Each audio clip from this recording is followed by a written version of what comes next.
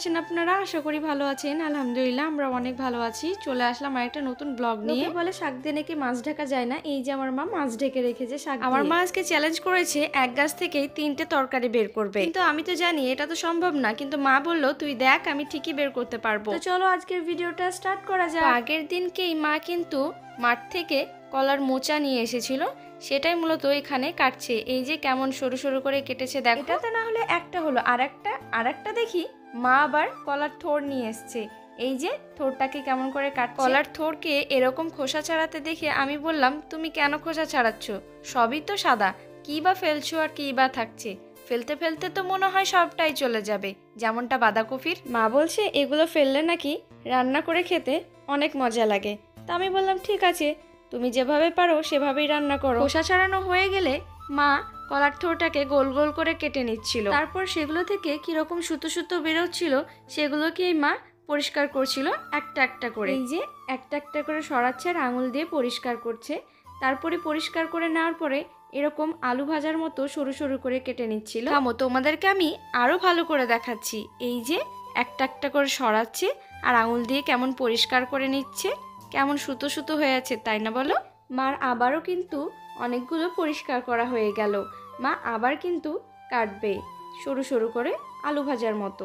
কলার থোর কাটার সময় আমি মাকে বললাম এইটা না হলে তো 2 নম্বর হলো, 3 নম্বরেরটা আবার কি করবে? আমি বললাম তুমি 3 নম্বরেরটা কিছুতেই করতে পারবে না। ও মা, তখনই দেখি মা কলাও নিয়ে চলে এসেছে। আমি তো মায়ের কাছে হেরে গেছি, কারণ মা আমাকে চ্যালেঞ্জ করেছিল এক গাছের 3 তরকারি করে খাওয়াবে। এই যে 1 2 3। এবার বলি কোনটার সঙ্গে কোনটা রান্না করেছে। কলার থোড়ের সঙ্গে সজনের শাক। সজনের শাকটাও দেখো কেমন সরু সরু করে কাটছে। তোমরাও ঠিক এইভাবেই কাটবে, একদম সরু সরু যতটা পারবে। সমস্ত কাটাকুটির কাজ শেষ করে দিয়ে এবার রান্না বসিয়ে দিল। এখন বাজে প্রায় 9টা। আজকে যেহেতু সানডে তাই একটু দেরি করেই রান্না বসেছে। প্রথমেই মা কড়াইয়ে তেল দিয়ে এই যে মাছগুলোকে মচমচে ভাজা করে নিল। ওই তেলেই মা পেঁয়াজ লঙ্কা দিয়ে দিল আর একটু জল দিয়ে দিল যেন পেঁয়াজটা পুড়ে না যায়। তারপরেই মা সব মশলা দিতে শুরু করে, যেমন হলুদের গুঁড়ো, লঙ্কার গুঁড়ো, আদা রসুন বাটা, মানে সব কিছুই, লবণ। তারপরে সেগুলোকে ভালো করে কষে নেওয়া হলো। এই যে কেমন লাল লাল হয়ে গেছে দেখো, খুব সুন্দর কালার এসেছে, তাই না বলো? যখন মশলা থেকে তেল ছাড়তে শুরু করে তখনই মা জল দিয়ে দেয়।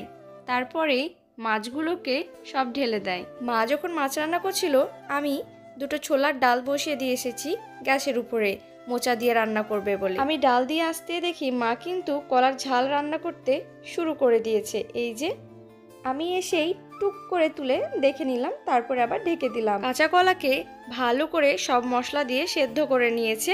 তারপরে পেঁয়াজ আর পাঁচফোড়ন দিয়ে তেলে দিয়ে নিয়েছে। হাঁড়িতে অল্প একটু জল দিয়ে কলার মোচাটাকে লবণ দিয়ে ভালো করে সেদ্ধ করে নিয়েছে। তারপরে কড়াইয়ে তেল, পেঁয়াজ, লঙ্কা দিয়ে ভালো করে ভেজে নিচ্ছিল। পেঁয়াজ লঙ্কাকে ভালো করে ব্রাউন ব্রাউন ভাজার পরে মা অল্প এখানে লঙ্কার গুঁড়ো দিয়ে দিল। তারপরে আবার মা হলুদের গুঁড়ো দিয়ে দিল, দিয়ে ভালো করে নেড়ে নিচ্ছিল আর কষে নিচ্ছিল। লঙ্কার গুঁড়ো দেওয়ার আগে মা কিন্তু আদা রসুন বাটাও দিয়ে দিয়েছে। এখন আগে থেকেই সেদ্ধ করে রাখা ছোলার ডাল দিয়ে দিল। এবার কিন্তু মা আগে থেকেই সেদ্ধ করে রাখা এই যে কলার মোচাটাও দিয়ে দিল। এবার দুটোকে মিক্স করেই 5 মিনিট ফুটতে দেওয়া হলো। ফোটানোর পরেই জিরের গুঁড়া দিয়ে নামিয়ে নিয়েছে। তারপর মা আবার হাঁড়িতে সজনের শাক আর কলার থোর দিয়ে দিল, অল্প একটু লবণ ছিটিয়ে দিল আর একটু জল দিয়েছিল আগে। এগুলোকে ভালো করে সেদ্ধ করে নেওয়ার পরে মা কড়াই বসিয়ে দিল। তেল যখন গরম হয়ে গেছিল তখন মা পেঁয়াজ, কাঁচা লঙ্কা আর রসুন দিয়ে দিয়েছে। কলার থোর ছিল বলে মা পেঁয়াজ দিয়েছে, না হলে শাকে কিন্তু পেঁয়াজ দেয় না। পেঁয়াজ যখন ভাজা ভাজা হয়ে আসছিল তখনই মা এই যে শাকগুলো পুরোই ঢেলে দিল। আমার মায়ের এক গাছের 3টে রেসিপি তোমাদেরকে কেমন লেগেছে অবশ্যই কমেন্ট করে জানাবে। ভালো লাগলে লাইক করে দেবে। আজকের মতো আল্লাহ হাফেজ।